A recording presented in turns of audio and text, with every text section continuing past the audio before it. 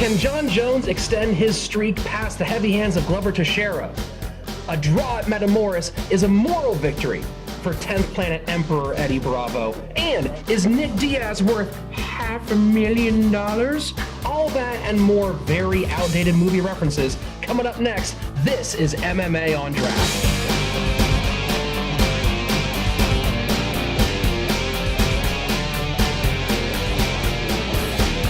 Welcome to MMA On Draft on First Run TV. We're coming to you from Petey's Place in Tarzana, California. I'm Rich Slayton, joined, as always, by Donna Gonzalez and Gary T. And this week, filling in for Joe Cervellin is 10th Planet Burbank headmaster and professional fighter, Jared Carlston. Thanks for joining us. A lot on the docket today. Let's start off first with a recap of the big boy fight, the number one contender match, Fabricio Werdum versus Travis Browne. I was a little surprised by the outcome here. I think a lot of people were surprised by the outcome, but pleasantly surprised. Okay. Well, when the first two fights, or the last fights for Browne against Barnett, against Overeem, I just thought Overeem's too technical, too big, too experienced. Same thing I said for Barnett. Too big. I thought they would crush Browne. And when Browne won, I was very surprised. In this fight, I said the exact same thing. But then I was like, you know what? I'm going to give Browne the benefit of the doubt. He impressed me the past two fights. He's on a little roll, and I picked him to win. And my question is, did anybody expect Werdum to strike that well? That was the key, because it's almost like nobody expected him to outstrike Browne. It might be a surprise, however, if you look at Werdum's resume. He trains with Master Rafael Cordera, who is one of the best Muay Thai instructors ever. So it can't be that surprising that he's great on his feet. I don't know, Jared, what do you think?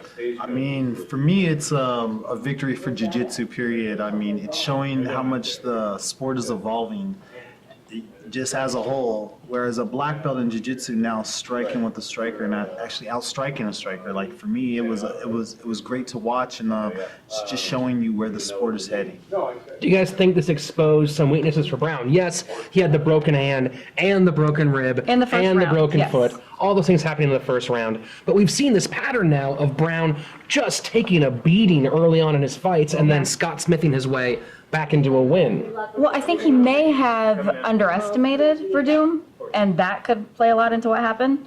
And yeah, he's going to have to take what happened in this fight and go back and kind of adjust his toolbox. I think he definitely took him lightly. I mean, he wasn't expecting for him to have that type of fire with his hands, with his feet. I mean, a lot of us have seen him evolving in the last couple fights that he's had, but to see what he was doing as fast as he was as a heavyweight, he's a force to be reckoned with in that heavyweight division now. He's definitely evolving as a fighter, and it's going to be good to see him in his next fight. Which is what we thought about Browne after his last two performances. So it means that everybody needs to step up their game in the heavyweight division because, you know, for the last two fights, coming into this one, everybody's like, oh, Browne's going to take this because of what he did with Overeem and Barnett. And then he comes in, and Werdum was like, raw, and just like beasted out and put up one of the best performances we've seen in a long time. And how about the idea, sorry for interrupting, how about the idea of playing it safe? Dana was complaining that Werdum maybe played too safe, he could have finished him. I didn't see that. How about the idea of just fighters playing it safe? What do you guys think? Is there such thing, or your opinion, fighters to do that? I mean, I'm a professional fighter myself. I mean, you have to be in that moment to understand what's happening. When you're facing off against another man, you know, that's a different animal right there that most people have never exposed themselves to. So if you haven't done it, it's hard to feel that tension. And at different moments in the fight, you're going to feel that moment of drawing back instead of being more aggressive, because you know that if you put too much force into that aggression, it can lead to you getting clipped, especially in that heavyweight division. All it takes is one. It could lead to you getting clipped or falling into something, and it doesn't take much. These are like 4-ounce gloves. You clip a person just right, they fall. So you're saying playing safe in some ways a strategy is... There's times for everything, and if you don't feel that moment, it's better to play it safe than so much put yourself out there for their careers, for their paycheck, for their future. so if you're winning the fight, then it's not so much playing it safe as the strategy to continue to keep winning the fight. Because I mean, as a fighter, you wanna look good doing what you're doing, and you don't want to make that guy look good, countering what you're doing. Yeah. So he's going to be looking to counter like you're going to look to counter his action, and as that action is happening, then you want to draw him into that aggression. You see, so if you're winning, that means that he has to make that action happen. You see, he has to make that action happen, because you put your neck out there too much, then it's off with your You head. might flip the It's script. very different than football or basketball. Football, you might start just dinking it up the ground, up like, hey, let's do 3.5 yard run, 4 yard run, Yeah. 3.5 yard run, grind the clock out. If you start bombing on the field, you might lose, but your loss doesn't mean that you get knocked the hell out. Yeah. Doesn't mean you get your arm ripped off. It's a very different. The stakes are different. Very unforgiving sport. Yes. Yes. If Chael Sonnen played safe in the 5th round, he could have been the champion against Silva. Well, what would playing it safe have been for Chael Sonnen in that situation? Because Right, on the he was on winning the the fight. feet, Yeah. not being on the being on top on the ground where he'd been winning for 24 minutes, that's playing it safe for him. Yeah, but being on top on the ground, from what people are learning, does not necessarily mean you're winning the fight. Oh yeah, but that's what. But in his mind, like, where else would Chael Sonnen have gone? He's not Right. going to stand and be, you know what? I want to play it safe. Let me stay right at the range of your feet and see how that works out And for some me. fighters Let me coast pull guard. knowing that they won the last 4 rounds. I mean, I see fighters who are, they know they won. They don't have to take the risk. But see, there's the Against a great balance, striker. because there's the balance that Jared talked about. You have to continue to fight. You have to keep winning the fight, but you have to secure the fight and protect yourself at the same time. It's a tap dance on top of a fight. Not It's to a mention, chess game. It's definitely a chess game. I mean, you're looking for that person to make that mistake so Yeah. you can counter them. And if you get a chance to draw him in, then that's going to be the end of it, regardless with a submission or a knockout. Yeah.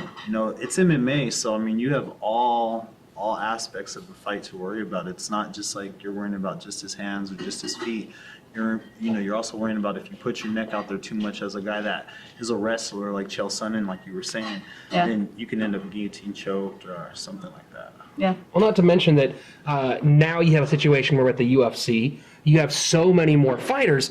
The ability to get cut is so much quicker. Yeah. So there's this balance too of I don't want to lose to get cut. But we've also seen winners get cut. Yeah. I mean, with Gerald Harris, I don't know the whole backstory on what he said about Dana White's mom or whatever might have happened.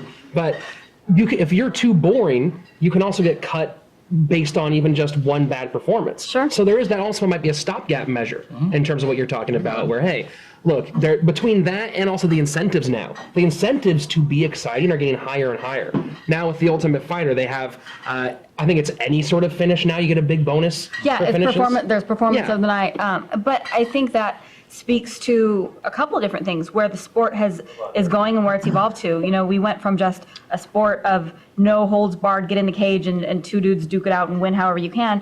It's now a household sport, and they need to appeal to the masses, and they need to be exciting, because it's not just enough to get in the cage and win anymore. You have to actually put on a show. Well, with this fighters getting cut so quickly, because it's starting to happen a lot more Yeah, now. it is. Is that good for the fans? Is it good for the sport? How does that change a fighter's mentality, knowing that your head's on the chopping block pretty much no matter at any moment? I mean, if you get the chance to fight in the UFC, you got to look at it like it's fighting. Nobody's expecting you to just go out there and win every fight. I mean, you're going to go out there and have to put on an exciting show. That sometimes alone is enough to find that fan favor, Yeah. and to get that invite back. But it's not the NFL where as soon as you do bad, you're cut. You're going to have other ways to work yourself back up. I mean, it is one of those things as a fighter, you look at it like, your dream is to make it to the UFC, and if you can make it in that level of fighting, it's a dream come true. I mean, it's sometimes hard to think about what comes after that. Yeah. And that's something that a lot of people are like having to address now, and like seeing a couple smaller organizations to pick up some of those other fighters would be nice. Yeah. There's not enough, I guess you can say, B-class shows out there. There's some C-class shows, but as a fighter, it's kind of hard to get picked up by promoters and to get paid, something that's worth putting your time and your own financial investment out there. Because as a fighter, you're paying for your training, your gas and everything else to drive to different places. You have to look at it like the sport sometimes needs to give back to, Sure. or at least something needs to be created for some of these guys after that fact. And whoever's going to step up and do it, I'm sure there's a market in it, because you're going to have Needs some to of the happen. top class guys. You know, like you said, there's going to be a lot of guys that are coming in and going out. So what comes after? Considering that, I have a question. Now, not only do you have to train standing up on the ground, the transition with wrestling, but how much, what's the word? How much does your personality come into effect as you're preparing your career, considering all of these factors now? I think that's a place that a lot of fighters have to focus on, training themselves. I mean, for me, I was on the Ultimate Fighter myself, and when I had that type of exposure to the cameras, the lights, and everything else, I mean, it was a little bit of a shell shock at first. I mean, now it's made me a little bit more open to, I guess you can say, being on camera and talking to people and the exposure. But that's something that, as a fighter, you're going to be exposed to. You have to train yourself just for that alone. You know, just how are you going to address yourself to the media, to America, to How are the you rest gonna appear of to the world. fans? Exactly. So you have to figure out some kind of way to like tune into people's radio stations and find that draw for yourself. Well, let me ask you a quick question. This is, I mean, we're kind of going into our second topic right now. When it comes to, how about the stigma of if you're not in the UFC, whatever other promotions you're fighting in, you're not really in the big show. The UFC is the NBA, all the other leagues, whoever they may be, that's the D League, that's overseas. For fighters, I mean, I know it's good for fighters, it's good for the small promotions. You have a pool of talent you can use for your shows. The fighters are making a little money, not UFC money, but they're still making a living. But, you know, you always have a buddy of yours when you're watching a big fight, and, well, we don't care, it's not the UFC. As a fighter you're fighting other promotions, how do you feel about that? I mean, first off, as a fighter, a lot of people, they fight for different reasons. Some people, they fight for what it means to everyone else.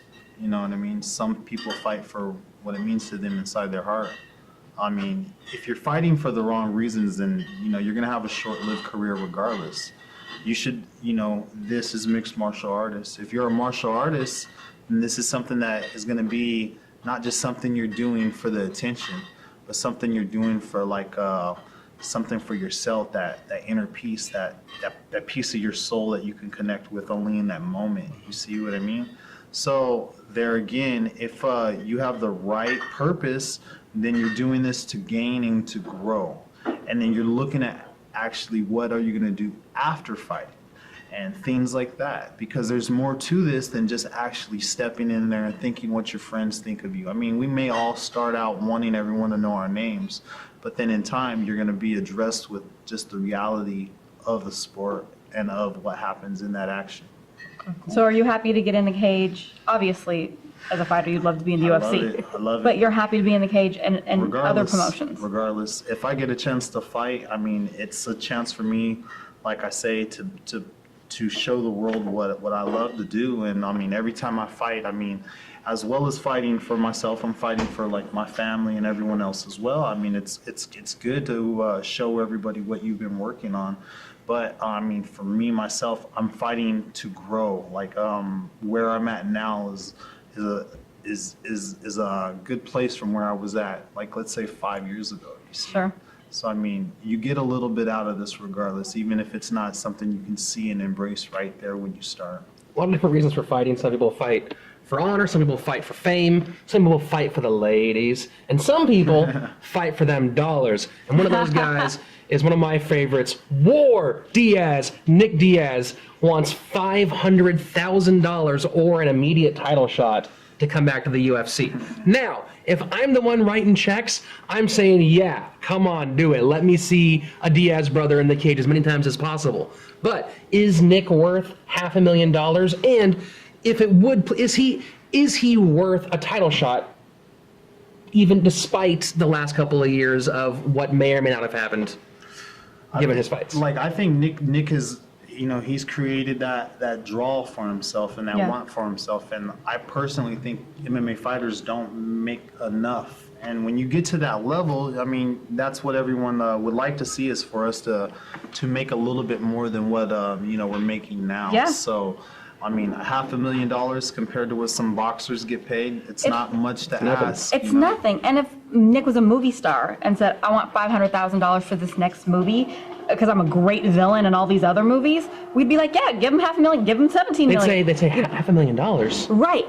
Yeah. If we want this sport, we've said this before, we've talked about it so many other times on the other shows, if we want this sport to grow and be one of the top, 5 sports, we have to treat the athletes accordingly. And these athletes this is their whole life. Some of us might not like Nick, but he puts on great fights. He's a great villain within the UFC. And I think most of the fighters should be making this kind of money at his level, not just him. Not just Nick. Other guys. What about the title shot stuff, though? Absolutely. Absolutely. I don't think I think it's silly when we see a title shot and one person gets $500,000 or $200,000, and the incoming fighter is only like making $15,000. Like there's a huge discrepancy. If you're up at that level, we've got to start bringing the income. The UFC is making enough money. But as a regular Joe They can do it. fan who works a regular job, seeing a fighter, I want 500 G's, I ain't fighting. Then to go to the movies either. Then Start training. Stop complaining about being a regular Joe. I know. No, I'm just saying, how about 400,000? So, about 300, 250? I mean, we're talking about hundreds of thousands of dollars here. I'm a fan of Nick Diaz. I don't think he's worth 500 G's. I don't think he's worth a title shot, but he should ask for the 500 G's. As long as you deserve it, you really deserve, you're worth that kind of money, he should fight for every penny. Well, he's think all worth the fighters are. $54.99. I'll tell you that much. Yeah. 'Cause I'll be paying it. I'm just saying, if Dana White offers him, I'm not giving you 500, but I'm going to give you 300. No, I want 500. Is 300 little? I mean, it's not... Again, in the grand scheme of things, it's still such a baby sport, and that seems like a large number, but really put it in the context of other sports. We would laugh if a basketball player was like, but I want $500,000. You know what I mean? It's a silly... That's nearly the league minimum for the Yeah. NBA. I think the league minimum is $450,000. I mean, come on, So put a it guy in is asking- perspective of other sports and entertainment in general. He's not asking for something ridiculous. Let me ask you a question, Rich. Sure. If somebody paid you 20 grand to go in there and get kicked in the face, would you do it for 20 grand? Get kicked in the face. Like to just put my hands down and just be like, kicked Or in the just face. get beaten by a professional fighter? He's not a professional professional fighter. For 20 grand, would you No, get 20 grand? that would not cover anywhere near the years of medical bills I'd have to pay. How about 50? 50 grand? Who do I get? Who is it? Who am I fighting? Jared. To fight Jared for 50 grand? Can I? I think I'd do it for think 20 I can, grand. do you think I can pull guard? I don't know if I can pull guard. You can't pull guard. I don't think I can pull guard. Pay off a car. I'm not gonna stand. I'll. You know what? You don't want to go to the ground with him, trust me. No, because I'll get strangled. I can tap. I'm happy getting. I get strangled all the time. That's totally fine. 20 grand, man. Right there. But yeah, 20. Yeah, I'll get strangled for 20 grand. I'm not gonna kick in the head for 20 grand. Yeah, you know what? If you can get Metamoris to set up a fight between the two of us, I will happily take that fight for 20 grand. I don't know. Just make it happen. As long as I get my 20. Yeah, guys, make it happen. This is a big fight here. Everyone wants to see this guy get strangled. You know it. I get really red in the face. Boom! Speaking of Metamoris, the Emperor of the 10th Planet Empire recently had a fantastic rematch against the man who helped him make his name, Royler Gracie. Yes. And it was a barn burner of a fight. Yes, it was a draw, but from many people's perspective, and maybe two people right here in particular, probably wasn't a draw. Okay, I'm gonna let Jared give the commentary on it. I will set it up for those people who don't know the history of Eddie and Royler. Eddie and Royler had a match 10 years ago, and Royler was the champion to beat at the time. He was undefeated, and Eddie came in as a brown belt at Abu Dhabi, which is the Super Bowl of Jiu-Jitsu, and submitted Royler, becoming the first American to tap out a Gracie. Royler Gracie specifically, and it also sparked a movement because Eddie believed he started the movement of 10th Planet, which was no-gi jiu-jitsu to further MMA. And being the person that pulls away from the norm, he became the rebel within the jiu-jitsu world. And through the years, 10th Planet has become like the stepchild of the jiu-jitsu world. And so there was a lot building up to this rematch. A lot of people say it was a fluke. A lot of people say that 10th Planet moves aren't real jiu-jitsu. And having all of this history, they have this long anticipated rematch. And No what flukes here, happened? suckers. I mean, Jared, what is your opinion? on the Metamoris match? The Metamoris match, I mean, it was great for our system as a whole because Eddie got to go out there and do what he does best and show what he's good at. And part of that being, it was just like pretty much in a lot of people's eyes, this wasn't a point match, but he dominated the whole match. And I think that the victory was even, it was better actually than if he would have just went out there and got the tap. You know, he showed a 10th Planet, seminar there. It was a clinic. It was a lockdown clinic. It was a lockdown clinic. I mean, and I've trained with Eddie for years. So, I mean, this is stuff that he does on a regular, every night. And he drills this into us as a teacher. Like, I'm a black belt underneath Eddie Bravo. And I mean, when he was doing it step by step, I knew just what was happening. Oh, it was so exciting. I was actually calling it out before it happened. I knew the vaporizer was coming because I know just what was happening. So, I mean, the thing about 10th Planet's system that people don't understand, it's an evolved form of jiu-jitsu. I mean, so we started out, from the same root. As the tree grows, we're going to have our different branches. In our system, we accept everything and we bring it all in. So we know what they're going to do, plus we have our own stuff as well. And that being said, in tournaments, we're killing. In fights, everyone's using it. Yep. But the thing people don't understand is we're a new system. So it's taking, it's time for, it's a 10-year-old system. It's taking time for the soldiers to step up and get to the point where they can start making their names. And you're gonna start seeing a lot of us that are putting the time in and getting those reps and believing and having the faith in the system, go out there and build their names. It's coming just like any other school has. We have some very good, talented soldiers out there that are starting to come up in these, jiu-jitsu world and, MMA worlds as well. It's coming too. If you want to train 10th Planet Jiu-Jitsu, just Google, because it's like Chipotle now. It's almost everywhere. And also a couple of things happened after the show with Hoist Gracie and Eddie Bravo, and mentioning that he was disrespecting him in some way, and Eddie denying all this. And the funny thing about it is that I was looking at it is that having beef, when you're in middle-aged and you're still having beef with people, beef is a young man's game. Hoist Gracie should be an enlightened individual where even if people are talking smack, he's Hoist Gracie. He's got the name. He's nothing to be. Nobody can say anything bad about him. Right. So you can't take away his legacy. You can't. So I think that maybe he needs to pay attention to his image with the fight fans a little bit more, because his legacy is in place, and you can't take anything away from that legacy. So sportsmanship is a thing, and there you go. If Renato Laranja is any indicator, Brazilians have a hot temper even as they get older. That's true. So sometimes they just can't contain that. Maybe he'll come on our show one day. Maybe one day, tell us about Renato, that. this is, what's up, dude? Talking to you. Bring it. Speaking of bringing it, UFC 172. God, I am the king of transitions, guys. Seriously, someone pay me for these transitions. They are fantastic. UFC 172, John Jones versus Glover Teixeira, a totally stacked card, a lot of great fights. We're going to talk about the top three. First, right on the docket, the middleweight bout between Luke Rockhold and Tim Bochek. Luke Rockhold being the final Strikeforce middleweight champion, and Tim Bochek 17-6 with signature wins over Hector Lombard and Yushin Okami. How do you guys see this one playing out? Gary? Bochek will gas out after the first round. You think? I think so. I think Rockhold will take it. I think he'll take. I don't want to say knockouts because Tim is a tough guy. He's a big guy, but I think he'll gas out, and Rockhold just looks like he's physically able to do much more. I say going to decision also, probably Rockhold. Decision for Rockhold. Yeah. Okay, 2 for Rockhold. It's an MMA fight. I'm a fighter sometimes. You never know. Never know those predictions. Like that. Somebody's dropping some stuff live. Actually, that was just Tim Bochek got tired and gassed out and dropped all the pans back there. It was really weird.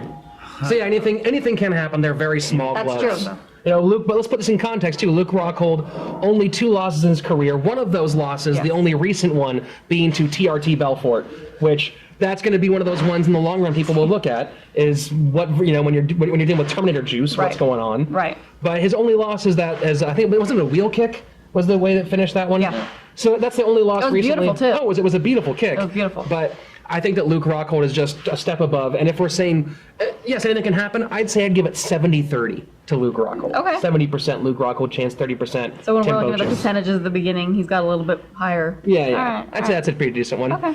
Next up, a fight I'm excited to see, mostly because I'm getting really tired of one of these two fighters. Phil Davis versus Anthony Rumble Johnson. Phil Davis, of course, big wins over Gustafsson and more controversially against Machida. And Anthony Rumble Johnson, unceremoniously dropped from the UFC after many weight issues, has been all the way from welterweight to heavyweight and now at light heavyweight. Right. Here back in the UFC for the first time following a 6-fight win streak Yes. outside of the UFC. How do you guys see this one playing out?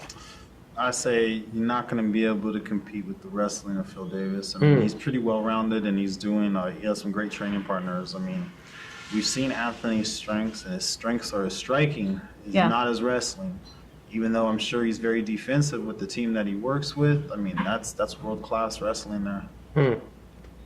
Very true. I have to agree. Phil Davis's wrestling is just on another level. I think he's. Yeah, I'm gonna have to go with Davis. He's gonna give him a run for his money, no doubt. I'm going with David just because I like his smack talk recently, and Yeah.